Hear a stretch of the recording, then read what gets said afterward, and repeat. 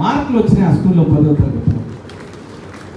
ఆ స్కూల్ నుండి JEE మెయిన్స్కు qualify అయిన వాళ్ళు 15 మంది ఉన్నారు. 36 లోపల 15 మంది.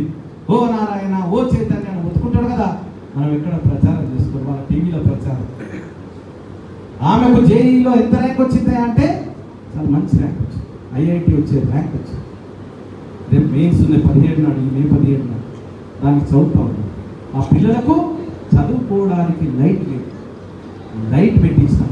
ఐమాక్స్ లైట్లు క్యాంపస్ అంతా పెట్టించి, ఎండాకాలం అయితే రూమ్లో ఉక్కపోతుంటుంది, చదువుకోలేరు, మీరు బయట కుర్చీలు వేసుకొని చదువుకోమని ఈ స్కూల్లోకి పెట్టించినాం. ఇక్కడే కాదు, ఇంకొక స్కూల్ గురించి చెప్తా. ఈ స్కూల్లో లైట్లు పెట్టించి మంచి రిజల్ట్స్ని పేద ప్రజలు చదువుకునే స్కూల్, గొప్పలు చదువుకునే పాఠశాల కాదది. కేవలం కూలీ నాలి చేసుకునే తల్లిదండ్రుల పిల్లల చదువుకునే స్కూల్ అది. ఆ స్కూల్ని అభివృద్ధి చేస్తే చాలా సంతోషం అనిపించింది, చాలా బాగా అనిపించింది, ఒక తృప్తినిచ్చింది. ఒక మంచి విద్యావంతుని తయారు చేస్తే అంతకన్నా తృప్తి దేనికి ఉండదు. అన్నిట్లన్నా విద్యాదానం గొప్పదానం. ఒక విద్వాంసుని తయారు చేస్తే వాడు సమాజానికి ఉపయోగపడతాడు. అది మా యొక్క ఆలోచన. అందులోంచి వాళ్ళని తయారు చేయవచ్చు.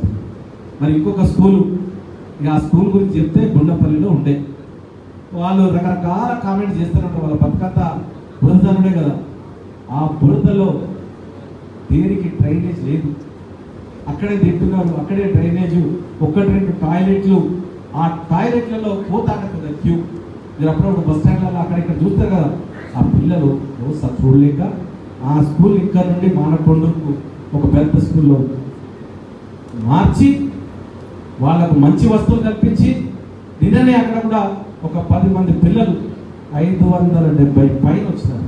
వాళ్ళందరికీ సన్మానం చేసింది, చాలా సంతృప్తినిచ్చింది. అక్కడ లైట్లు పెట్టించిన ఒక దగ్గరే కాదు, చాలా చోట్ల. బయట చదువుకోవాలి, ఎండాకాలం చదవలేదు, ఎండాకాలంలోనే పరీక్షలు ఉంటాయి.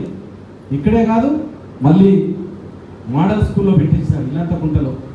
అక్కడ నుండి మన బెచ్చెక్కి లోపల అక్కడ నుండి బోర్లు లేవంటే బోర్లు వేయించినాం. అంటే మనం ఎవరికి ప్రాధాన్యత ఇస్తున్నాం? మన ప్రభుత్వం పేదలకు ప్రాధాన్యత ఇస్తుంది.